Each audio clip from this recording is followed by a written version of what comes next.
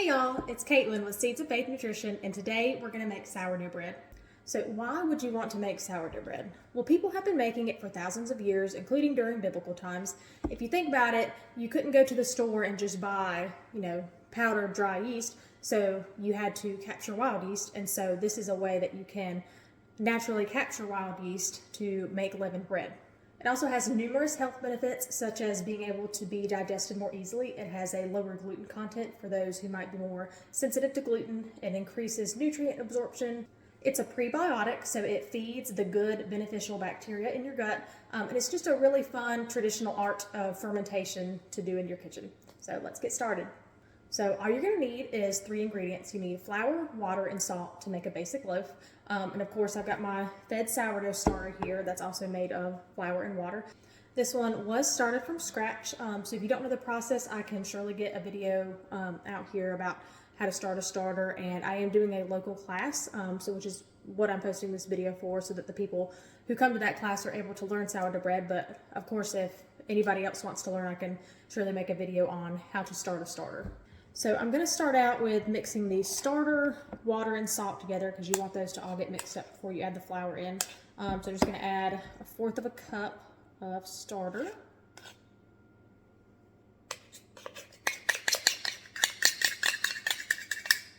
And 2 teaspoons of salt. I get my salt from Azure Standard. I just use this container as reusable, but I get mine from Azure Standard, and they have, local farmer-grown, non-GMO, a lot of times organic products that are from small farmers. And if you want to order products that are from small farms and not filled with a bunch of additives, feel free to use the code in the description below to start your Azure order and get some farm fresh goodies. And then 1 1/3 cup of water. I know you're not really supposed to use these cups for this, for liquid, but I'm doing it anyway. Okay, I'm gonna just give this a good stir. Then we're gonna add our flour. So we're gonna add 4 cups of all-purpose flour. Of course, you can use different types. I've done bread flour before. I've done wheat flour, but I haven't expanded upon that because one time I did it and it was harder to work the dough and it wasn't as stretchy and everything. So I have not mastered the wheat flour yet, but yes, all-purpose is normally what I use. So I'm gonna go get my flour and I will be right back. So I'm going to start out stirring this, but it will get to where I can't stir it anymore, and then I will work it with my hands.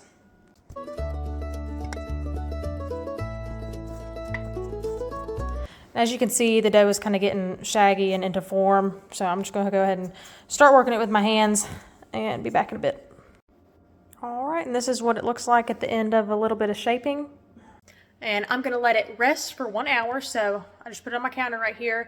And I normally use a tea towel. This bowl just happens to come with a lid, but I'm going to leave it off just a little bit for room for air because you still want the airflow getting into it. But yeah, we will be back in an hour. And right now is a good time to refresh the starter, so I'm going to go ahead and do that.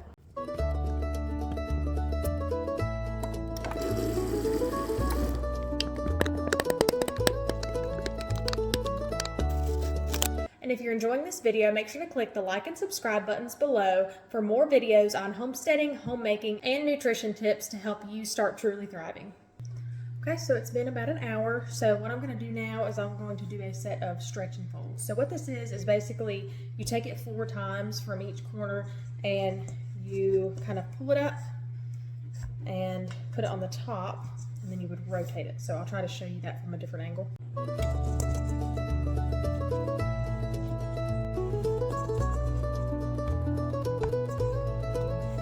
I know it was a little bit hard to see from the angle, but basically you take it, you need 2 hands to do it. So you take it and you pull up on it, you push down, and you turn it. So that was my 4th one. I mean, you can do more.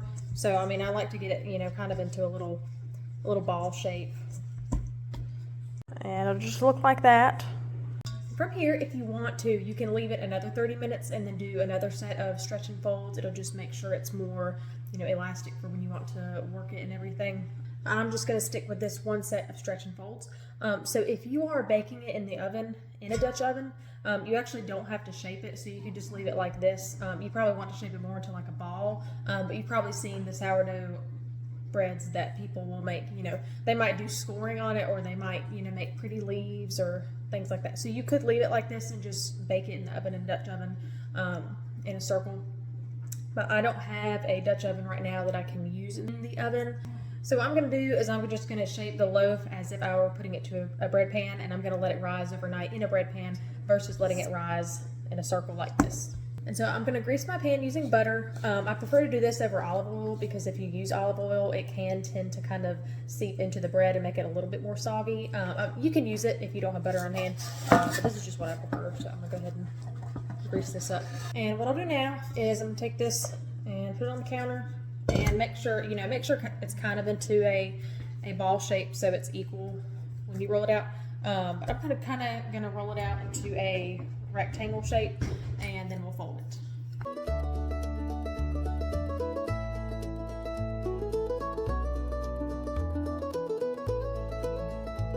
So this is what it looks like when we got it all rolled out. And so what we're going to do now is fold it. So I like to take the long ends of the rectangle and just kind of put them towards the middle.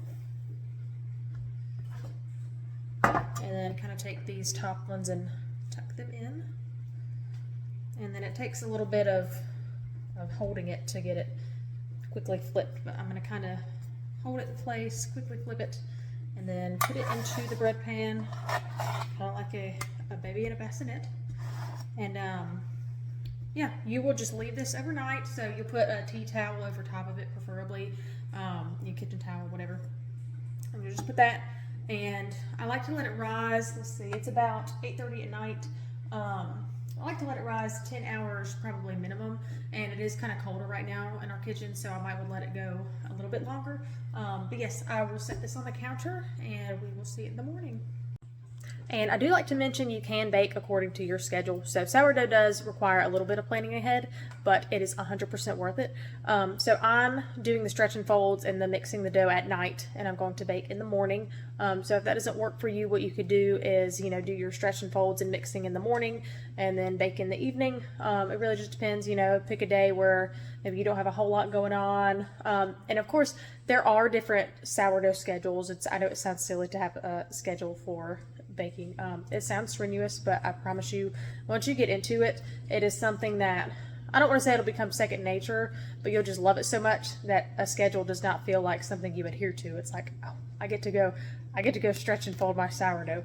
But I've done ones before where you mix the dough, you stretch and fold an hour later, and then you'll shape the dough around 1 p.m. and then you'll bake it at 5. So basically you do 8 o'clock in the morning, 9 o'clock in the morning, 1 p.m. and 5. So that would be like if you're going to be home one day and you just, do your sourdough in the middle of kind of whatever you're doing. So it's very versatile. And yes, I have many things kind of fermenting on my counter right now. But I love to bake and do herbal remedies and things like that. But yes, we will leave this little thing on the counter and be back in the morning. All right, it's around 8:30 in the morning, so my dough's been rising for about 12 hours. You can see it's a lot more risen than it was yesterday. So I'm going to preheat the oven to 375. Okay, oven's preheated, so I'm going to put that in there. And I'm going to let it bake for about 40 minutes. And of course, towards the end, I'll kind of keep an eye on it and see when it's done. But yep, we'll come back and check in just a few minutes. All right, it's been about 38 minutes and it was looking done. So I went ahead and took it out of the oven. And the way you'll know it's done is it kind of has a golden brown tint, and also if you tap on it with something, so I just, kind of tap on it, it'll be hollow, it'll feel hollow, and it'll have a sound to it. So that's how you know it's done. And you don't have to do this. I do like to put some butter on the top of it just to give it extra flavor, but not necessary.